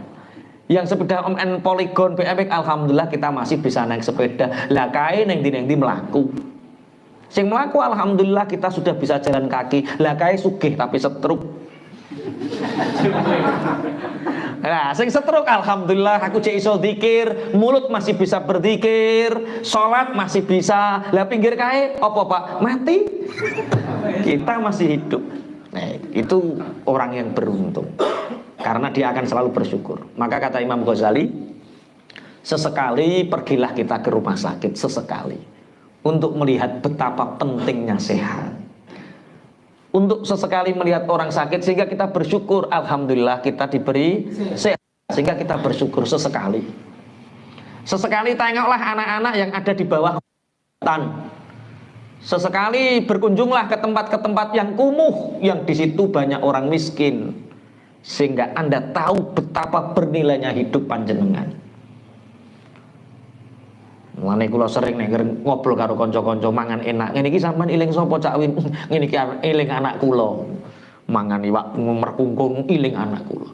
Nek aku gak Cak Win apa? Ingat anak-anak yang ada di bawah kolong jembatan. Sesekali ngono le. Delok langsung daerah-daerah, Masya Allah, agar kita bisa bersyukur. Kalau tidak seperti itu, sulit orang itu bersyukur. Dia akan selalu kurang terus. Bismillahirrahmanirrahim. Yang keempat, wa nadhruhu ila man fawqahu fiddin, dan melihat kepada orang yang di atasnya di dalam urusan agama. Berkunjung ke ulama, melihat para santri. Sesekali ikutlah di sini Pondok Ramadan 2 hari 2 malam, mengkhatamkan 1 kitab biar tahu apa tuh kegiatannya santri. Buareng melok Pondok Ramadan rong dino ngeblak anake mondok diseneni ya. Masya Allah ngantuk Pak Yai. Lah santri bendino ngono kok ngantuk piye? Melihat orang yang agamanya di atas agar kita lebih bisa meniru mereka. Kae kuat masa aku ora kuat. Bismillahirrahmanirrahim. Ini 4 tanda orang yang celaka dan 4 tanda orang yang beruntun. Faminhum syaqiyyu wa sa'id. Di antara mereka nanti di akhirat ada orang yang celaka, ada orang yang beruntung. Fa'am syaku fa finnari lahum fiha zafirun wa syahiq. Wa ammal ladzina syaku fa finnari lahum fiha zafirun wa syahiq. Khalidina fiha ma damatis samawati wal ardu illa ma syaa rabbuk. Khalidina fiha ma damatis samawati wal ardu illa ma syaa rabbuk. Inna rabbaka fa'alun lima yurid. Inna rabbaka fa'alun lima yurid. Fa'ammal ladzina mungko anapun utawi wong akeh iku fa'ammal ladzina mongko anapun utawi wong akeh syaku kang padha cilaka sapa alladzina iku fa finnari mongko tetep ing dalem neraka lahum kang iku tetep kedue alladzina fiha ing dalem nar zafirun utawi swara kang mengkos-mengkos wa syahikun lan swara kang mingsek-mingsek. Khalidina hale kang padha langgeng kabeh fiha ing dalem nar madamat ing dalem selagine langgeng apa samawatu pira-pira langit wal ardu lan bumi ilama kejaba barang sya'aka ngersakaken sapa rabbuka pangeran sira. Inna rabbaka stune pangeran sira iku fa'alun zat kang akeh agaweni lima maring barang yuridu kang ngersakaken sapa Allah ing ma. Maka adapun orang-orang yang celaka itu besok dia akan ke neraka lahum fiha zafiru wa syahid. Maka mereka itu akan mempunyai suara yang sangat kesakitan. Cara wong menggeh mengkos niku perkara kesakitan. Syahikun niku mingsek saking sakite.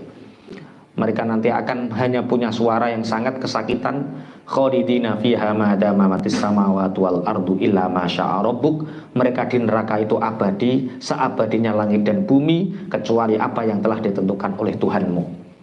Ini ada 2 tafsir tentang khalidina fiha ma damatis samawati wal ard. Tafsir yang pertama, as-samawati wal ard ini mereka abadi selama langit dan bumi masih abadi. Ini langit dalam bahasa lughat as-sama itu apa yang ada di atas bumi itu sama. Ini sama. Kemudian apa yang dipijak itu namanya ardun, bumi. Nah ini samaul ardi ini otomatis samaul ardi fil akhirah, bukan di dunia, karena sama langit bumi ini di dunia ini pasti hancur. Ini tafsir yang pertama. Tafsir yang kedua yaitu seabadi langit dan bumi duniawi, usianya berapa juta tahun itu, illa masya'a rabbuk, kecuali ditambahi berapa oleh Tuhanmu. Kowe milih ndi? Ya wis lah, wis pokoke pemahamane ngono. Sing penting duwe keyakinan pokoke ning nek cara teng ayat-ayat lintu gampang ya, wa ma hum bi kharijina minha minan nar, wa ma hum bi kharijina minan nar. Mereka itu tidak akan pernah bisa keluar dari neraka. Orang-orang kafir tidak akan pernah bisa keluar dari neraka. Berarti di neraka itu mereka apa? Abadi. Terus hukum akline lah, selain katanya rusak, surga neraka kan selain Allah. Iya. Berarti surga neraka tidak bisa abadi. Yang abadi bukan surga nerakanya, yang abadi itu masyiatullah. Karena dikehendaki Allah, makanya menjadi abadi. Karena Allah toh, wong sing dikehendaki, sing menghendaki abadi siapa? Allah. Inna rabbaka fa'alul lima yurid. Sungguh Tuhanmu itu banyak melakukan apa yang Allah kehendaki. Jadi kita melihat orang-orang yang celaka ini. Orang yang celaka itu gampangannya, kalau orang kafir ya jelas. Kalau orang mukmin berarti orang yang celaka itu orang mukmin yang mati dalam keadaan su'ul khotimah. Contohnya banyak seperti Barsiso. Barsiso orang yang ahli ibadah, tapi dia matinya su'ul khotimah karena dia punya kebanggaan terhadap amaliyahnya. Dia bangga dengan zikirnya, dia bangga dengan taklimnya, dia bangga dengan ibadahnya. Sehingga orang yang punya kebanggaan itu mudah terpedaya. Uang itu nek wis bangga itu gampang terpedaya. Sehingga orang yang terpedaya itu berarti dia membuka satu pintu untuk iblis untuk menggodanya. Makanya sekelas Barsiso pun masih terpedaya. Makanya dulu diceritakan oleh Mansur Ibnu Ammar tahun 225 Hijriah. Itu Mansur menceritakan, Mansur bin Ammar menceritakan, aku punya teman, yang temanku itu sakit. Kemudian dalam sakitnya itu tak talkin, Kak, nyebut Kak la ilaha illallah. Temannya ini la. Tapi ketika mengucapkan yang lain lancar. Tapi ketika menyebut la ilaha illallah terkunci mulut ini. Nangis ini Mansur bin Ammar menceritakan itu, nangis. Kak, apa yang terjadi denganmu? Sungguh Mansur, mulutku telah terkunci untuk mengucapkan kalimat itu. Kenapa? Padahal sampean ahli ibadah. Iya. Sampean ahli ngaji. Iya. Sampean ahli silaturahim. Iya. Kenapa mulutmu terkunci untuk menyebutkan kalimat tauhid? Temannya menceritakan, aku melakukan ibadah itu karena ingin riya. Aku berbuat baik itu ketika hanya di hadapan manusia. Ketika kamarku sudah terkunci, maka aku bermaksiat kepada Allah. Aku meminum khamr, aku melakukan hal-hal yang buruk di mata Allah. Aku bermaksiat kepada Allah ketika sendirian. Tapi ketika bersama orang banyak, aku banyak melakukan kebaikan. Sehingga Allah mengujiku dengan sakit. Sehingga aku memanggil anakku, nak, ambilkan ayah obat. Obat itu sudah tidak mampu mengobatiku lagi. Sehingga aku mengambil Al-Quran dan aku bersumpah atas nama Al-Quran. Ya Allah, bihaqqi hadzal Quran wa bihaqqi hadhihi surah Yasin, ya Allah, dengan haknya Al-Quran, dengan kebenaran surat Yasin ini, ya Allah, berikan aku kesembuhan. Setelah aku sembuh, maka dalam kesendirianku aku akan bermunajat kepadamu, tidak bermaksiat lagi. Sehingga Allah memberikanku kesembuhan. Tapi penyakitku terulang kembali, yaitu ketika kesendirian aku tidak mampu untuk tidak bermaksiat. Sehingga 2 kali aku sakit, aku bersumpah atas nama Al-Quran.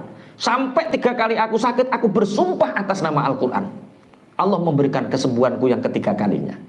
Ini adalah sakitku yang keempat. Dan kemarin aku telah bersumpah atas nama Al-Quran.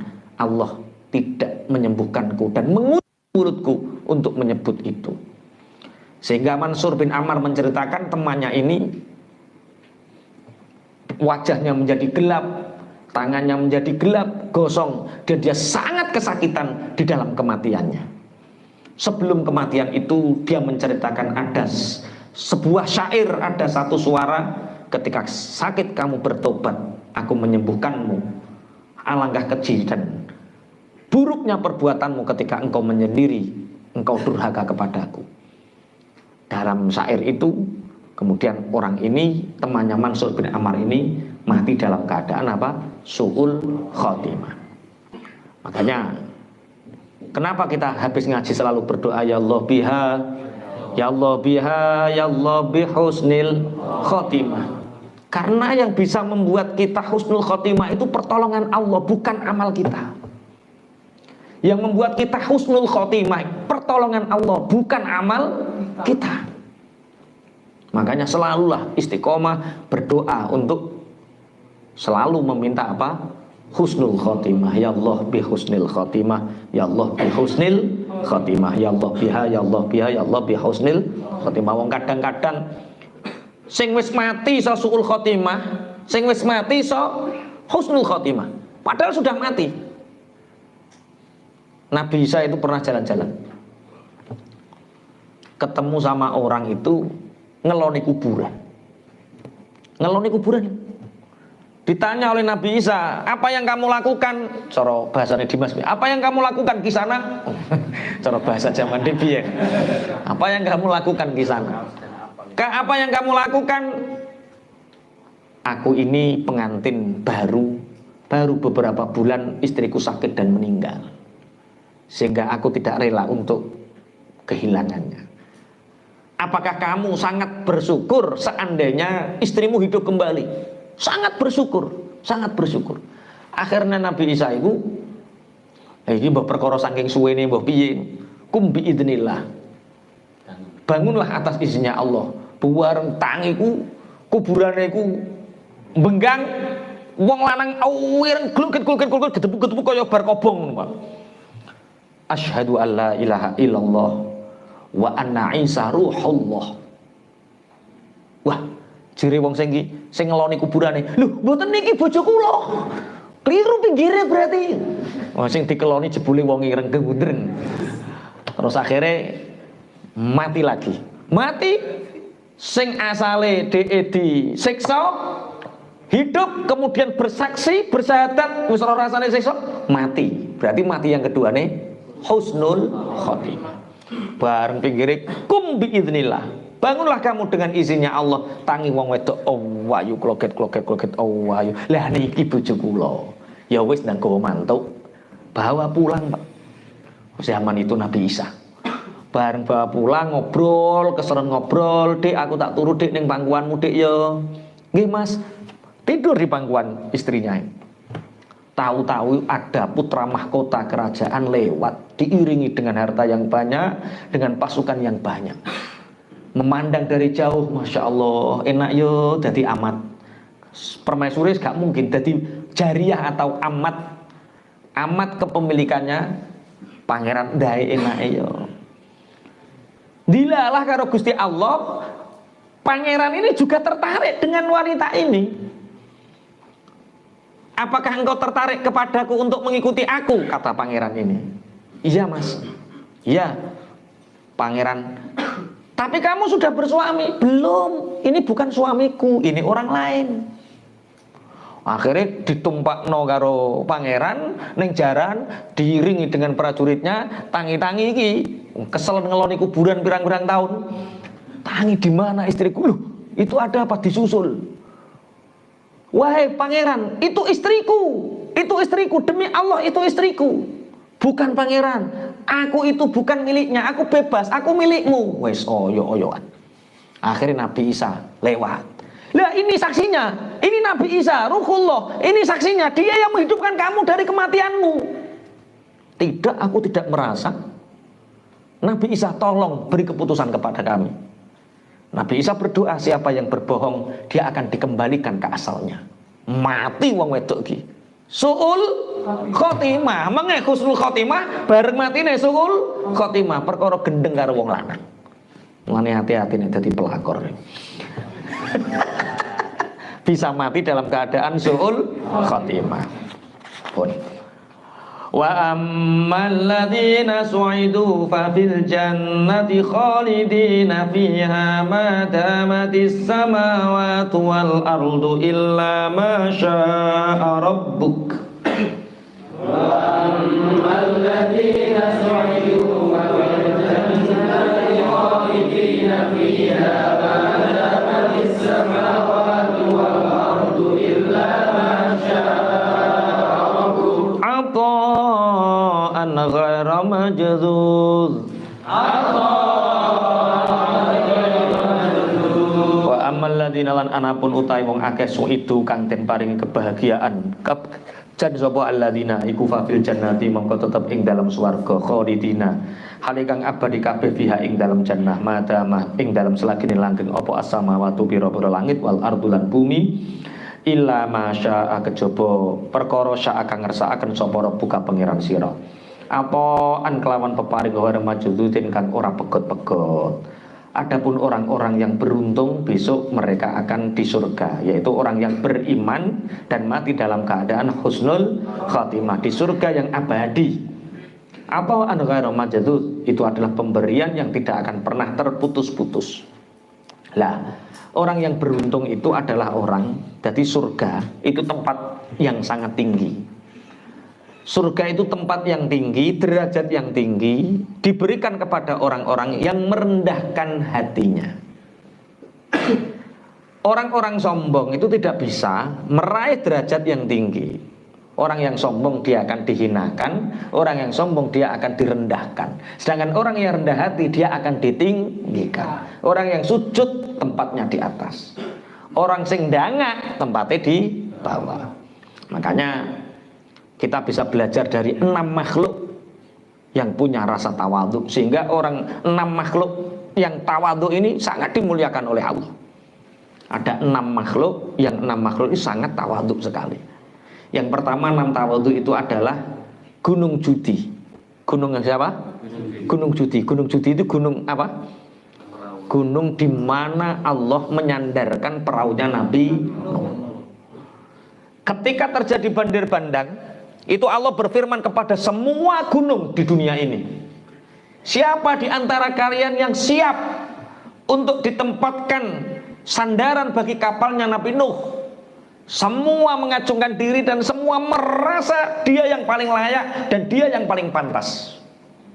Tapi ada satu gunung yang dia tidak bersuara, diluk, dan dia hanya, aku ini siapa? Aku ini tidak pantas untuk ditempati sandaran kapalnya Nabi Nuh yang sangat besar. Akhirnya ketawaduan gunung judi ini dipilih oleh Allah untuk tempat bersandar. Yang kedua adalah Gunung Sinai, Tur Sina. Tur Sina itu apa? Gunung Sina. Ketika Allah berfirman kepada gunung-gunung, aku punya Rasul, punya Nabi yang aku ajak berbicara dengannya. Aku menentukan tempat di gunung-gunung ini siap untuk aku gunakan kali berbicara dengan, berfirman dengan Nabi Musa. Semua gunung mengajukan diri, aku yang paling pantas, aku yang paling pantas, aku yang paling pantas. Gunung Sinai ini diam. Ketika ditanya oleh Allah, kenapa engkau diam? Kelihatannya aku masih sangat kotor ya Rob.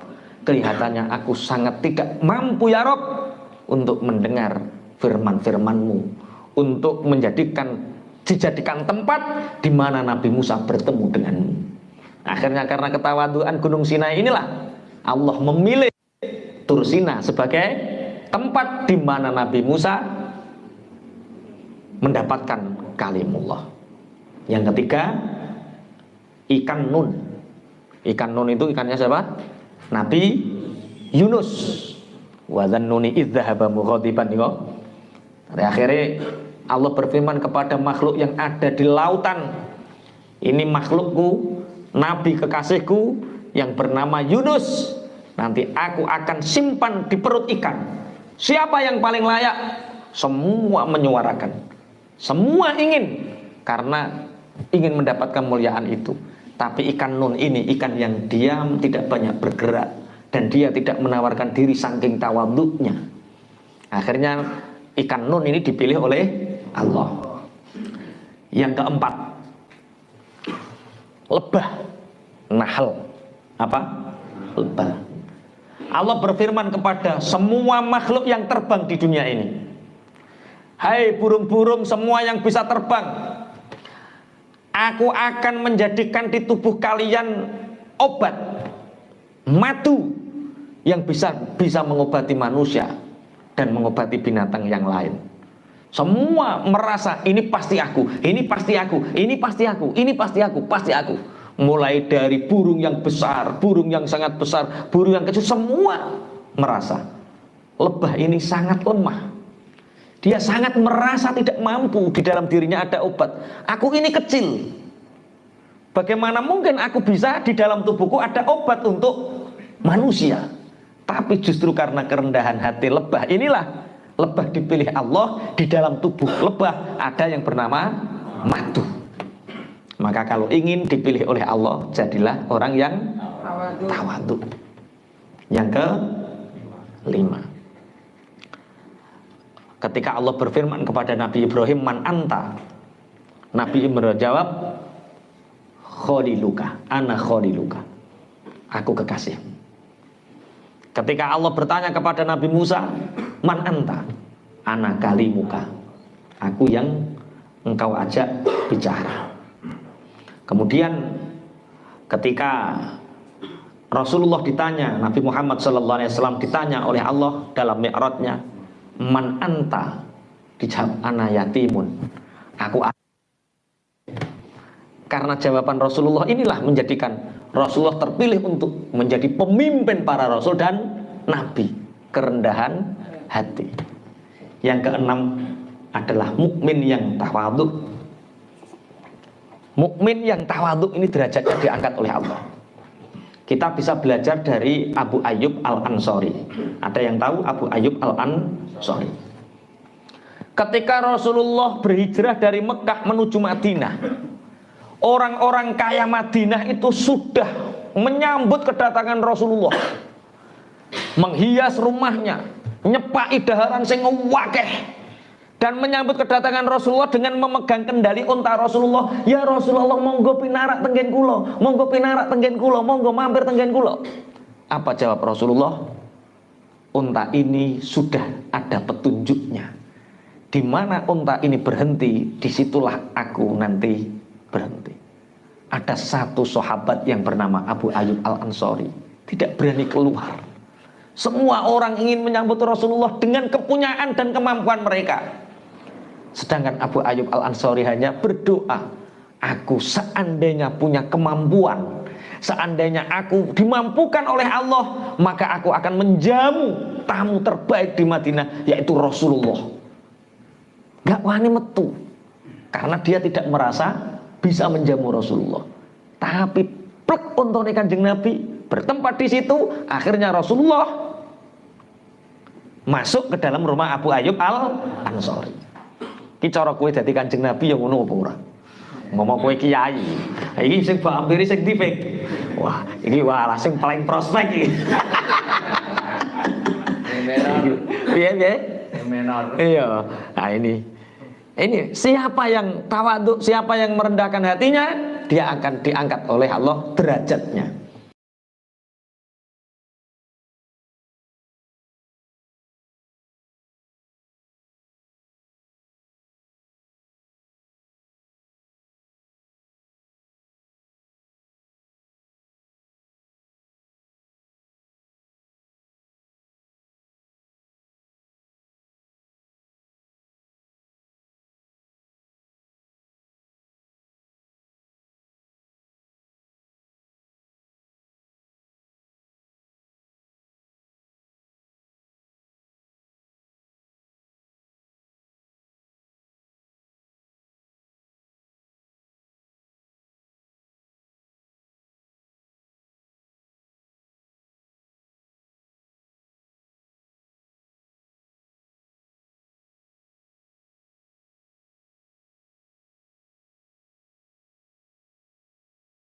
mudah-mudahan apa yang telah disampaikan tadi bisa menambah keimanan kita dan ketakwaan kita kepada Allah Subhanahu wa taala.